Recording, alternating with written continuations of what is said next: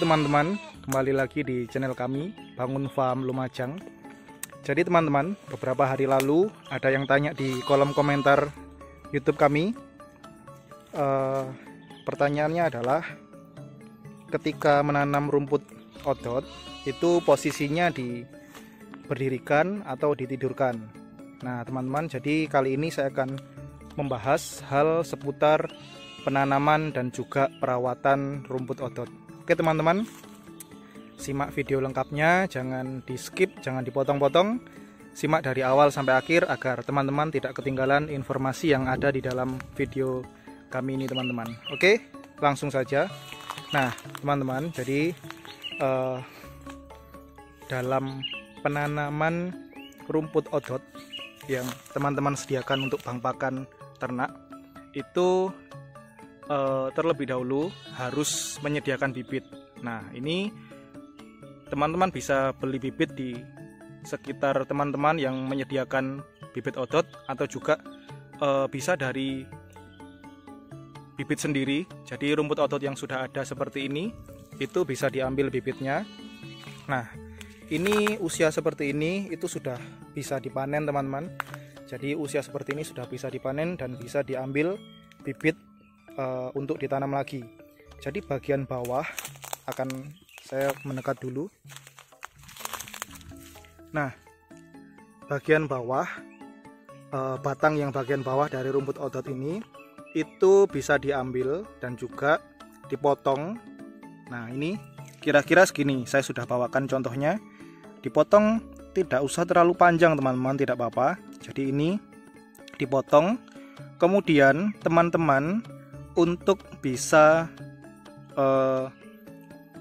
menanam dengan presentase hidupnya itu lebih tinggi, saya sarankan untuk bibit odot ini ditaruh di dalam sak atau di dalam kalau di sini gelangsing atau sak gitu ya teman-teman, yang warnanya putih itu ditaruh di situ. Setelah dipotong kecil-kecil seperti ini, ditaruh di dalam sak, kemudian siram dengan air dan diamkan beberapa hari. Jadi setiap hari disiram teman-teman, setiap hari tetap disiram. Tujuannya untuk apa? Supaya ini tumbuh tunas seperti ini. Nah ini bisa dilihat, ini tumbuh tunas. Setelah tumbuh tunas seperti ini dalam penanamannya, maka presentase untuk dia bisa hidup itu sangat besar teman-teman, jika teman-teman menerapkan hal seperti ini. Tetapi apakah bisa langsung? Bisa teman-teman, tapi presentasenya untuk hidup itu lebih kecil daripada dengan cara seperti ini. Ya, ditanam langsung, misalnya teman-teman habis panen, diambil batang bagian bawah, terus langsung ditanam. Apakah bisa? Bisa teman-teman, tetapi untuk lebih karena kita ingin memaksimalkan presentase tumbuhnya, maka menggunakan cara yang sudah saya bagikan barusan. Nah itu teman-teman. Terus setelah teman-teman beberapa hari disimpan di dalam sak, terus hasilnya seperti ini sudah muncul. Nah dalam penanamannya itu seperti apa? Yang pertama, dalam penanaman di dalam tanah ini teman-teman, jadi ini tidak saya berdirikan seperti ini, tidak diberdirikan, tetapi ini ditidurkan. Tujuannya apa? Nah semisal gini, biasanya kalau diberdirikan gini itu tunas yang muncul lebih sedikit, tetapi ketika ditidurkan seperti ini, biasanya di samping-samping sini juga muncul teman-teman, juga muncul tunas lagi. Nah terus setelah itu ketika penanamannya itu ada teman-teman yang tanya tadi ya, apakah ditutup dengan tanah atau tidak. Nah ini sebaiknya ditutup dengan tanah teman-teman, tetapi dalam penutupannya tidak perlu terlalu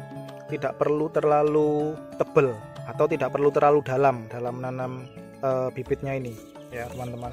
Jadi tetap ditutup dengan tanah, tetapi tipis-tipis saja, asalkan ya kira-kira ketebalan 1 cm lah, intinya pokok ketutup gitu aja teman-teman. Setelah itu biarkan penyiraman, terus nanti bisa teman-teman tunggu hasilnya sampai dia tumbuh.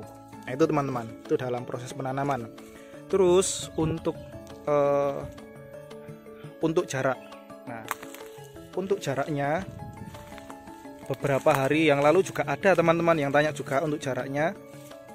Jadi ini kan nah bagian sini nih ada yang bolong teman-teman, karena beberapa bulan yang lalu ini ada pohon yang ditebang, jadi mengenai bagian situ sehingga bolong. Tetapi teman-teman sebetulnya ini lurus. Nah, jadi sap-sap seperti ini. Nah, ini lurus teman-teman, lurus. Terus ini juga lurus ke sana, ke arah timur. Itu mepet teman-teman jaraknya. Nah, jadi ini saya tunjukkan. Jadi ini ke bagian timurnya itu mepet. Misal di sini, terus ke sini lagi, ke sini lagi, ke sini lagi mepet. Jadi kesananya seret itu mepet teman-teman, mepet. Dan juga di setiap lubang ini saya beri 2 bibit, satu sampingnya lagi, satu lagi. Jadi ada 2. Seperti itu terus dan mepet sampai ke bagian timur, sampai ujung.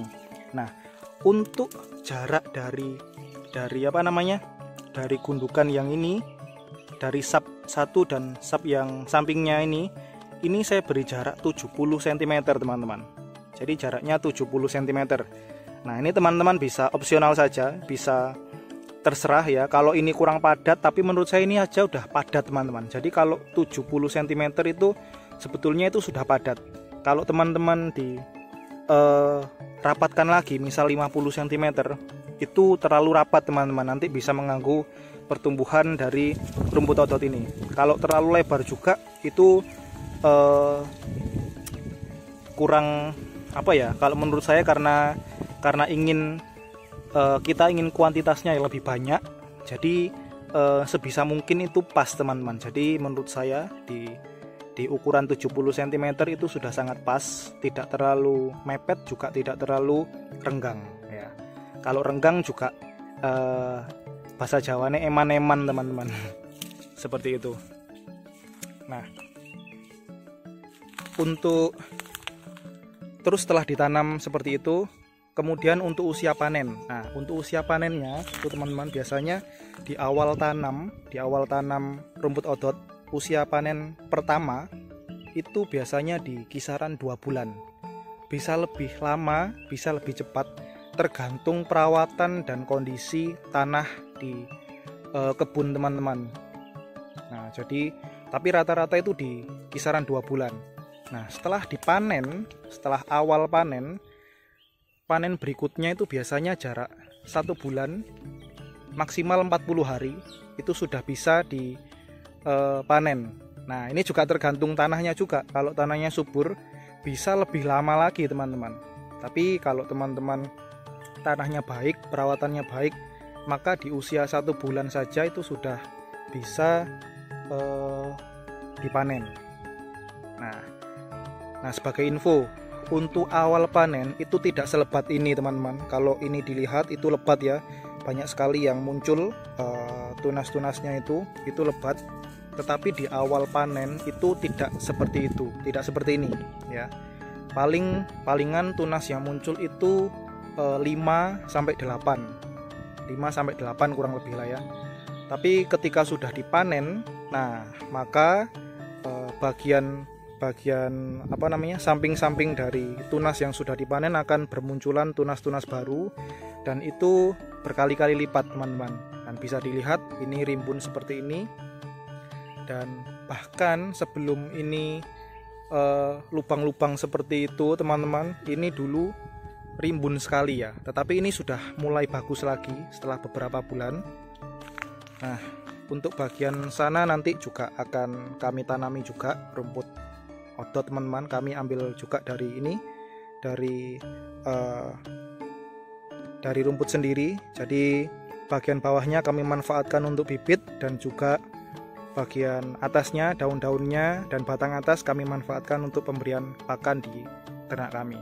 Nah teman-teman, ada juga yang ini beberapa yang tanya juga tentang bibit gitu ya. Teman-teman tanya, dijual nggak mas itu bibitnya, terus mas beli bibitnya gimana? Nah, jadi saya mohon maaf untuk teman-teman, untuk saat ini kami tidak bisa atau belum menyediakan bibit rumput odot teman-teman. Jadi karena memang masih untuk kebutuhan sendiri.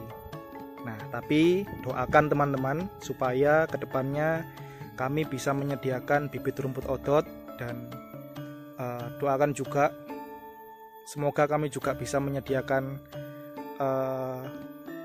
rumput odotnya juga untuk ternak teman-teman. Jadi itu planning panjang ya teman-teman, tetapi ya dijalani pelan-pelan teman-teman. Nah, oke, supaya tidak melebar, saya sudahi teman-teman. Jadi itu tadi adalah pembahasan dari awal penanaman sampai perawatannya juga. Perawatannya sebetulnya sudah saya teman-teman, sudah saya bagikan di video-video sebelumnya. Jadi teman-teman bisa cari, bisa cek di channel kami, channel YouTube kami Bangun Farm Lumajang untuk lebih lengkapnya. Oke teman-teman, terima kasih sudah tetap menonton, tetap setia di channel kami. Semoga dengan adanya channel ini bisa membantu teman-teman peternak, khususnya peternak domba. Oke, terima kasih dan sampai jumpa di video kami selanjutnya.